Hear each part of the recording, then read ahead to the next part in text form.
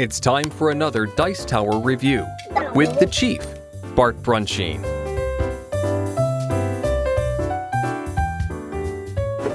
Hi, it's the Chief from the Dice Tower, and today I'm going to be reviewing Hoot, Hoot. It's a game from Peaceable Kingdom, and it's from Susan McKinley Ross, who's the exact same designer that did Quirkle.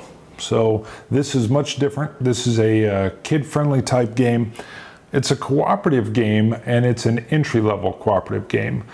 Think somewhere in between Go Away Monster and Forbidden Island. It's very simple. It's listed for ages 4 and up. 4 to maybe 6 or 7, maybe a little bit older could handle it, but it's a very good entry-level cooperative game.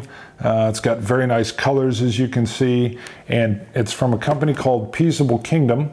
They mostly put out cooperative games, if not all of them are cooperative. This is the first one I've ever had from them, and they're earth-friendly, so there's no shrink wrap around this. The pieces actually come wrapped in plastic, or sorry, not in plastic, but in paper. And any plastic, although there's none in this, uses a biodegradable corn, so all that kind of stuff is kind of interesting.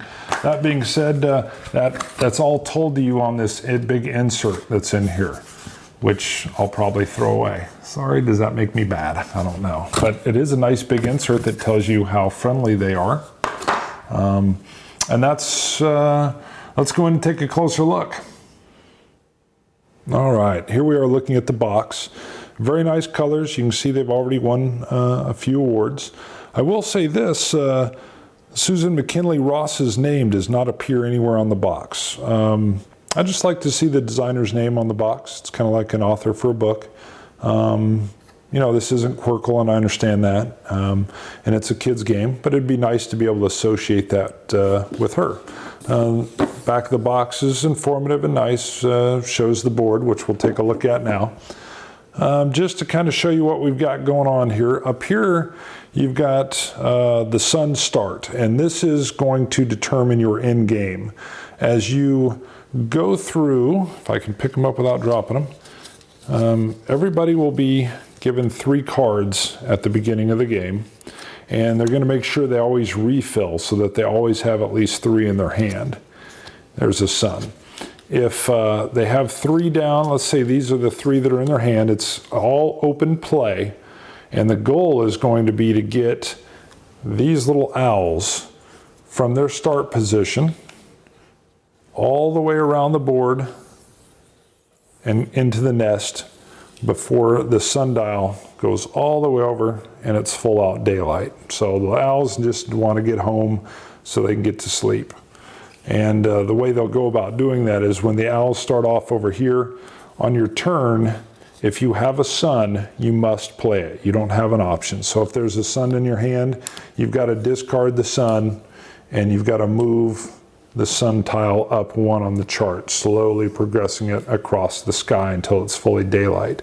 You then redraw, and your turn is done. So it's as simple as that. Just play a card or play a sundial or a sun card, which is mandatory, and then it's the next person's turn.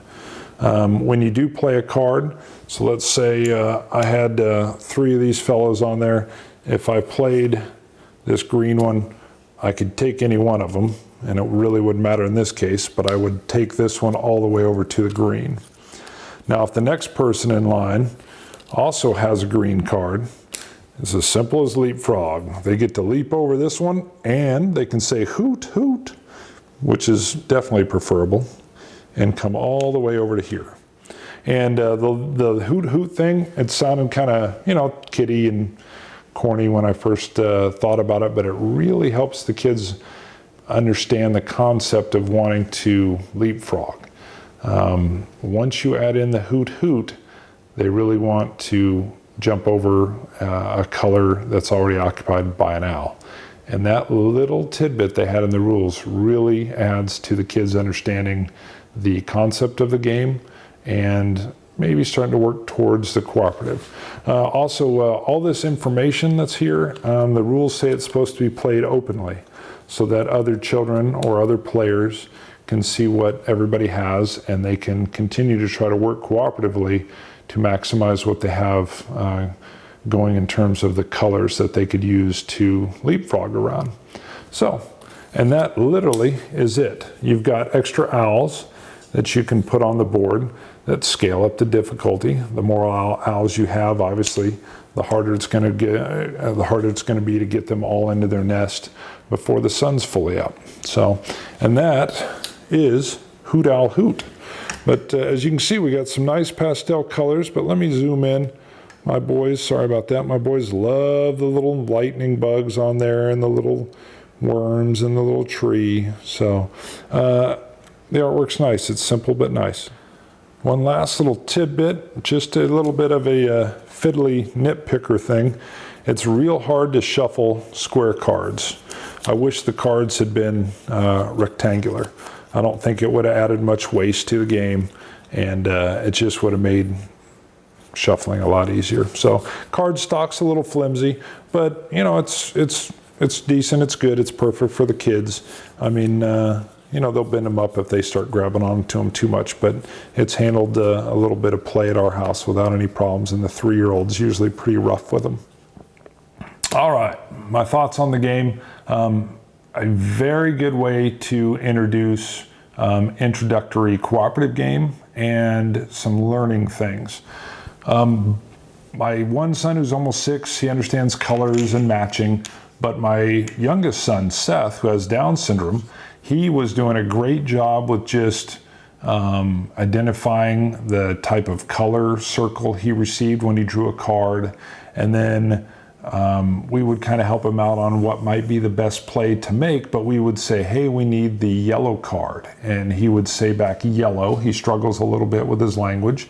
And then he would slap the card, pull it to the side of the table, and present it to be played. And then he really liked when he got a new card, and he would yell out the colors. So great for him. And then for Bo, I got to tell you, he's almost 6. He did a thing that a lot of kids that have played this that I've seen do. They want to kind of move that owl that's in first place around the board, and kind of almost like it's a race just for an individual owl. And it took him a while to realize they're all our owls. This is cooperative. You don't have just one owl that's your color. And he still would miss the leapfrog aspect where he can move forward real far. He gets that in Gulu Gulu, but he doesn't get it here all the time. So that was interesting. It's a very good learning aspect for him, and he loved the look of the board. You've already seen the close-up of the little lightning bugs and everything. He really loved that. So if you're looking for a cooperative game for kids, where they're all working together. If maybe you have a child that's a little bit sensitive about losing, at least this way, if they lose, they all lose together.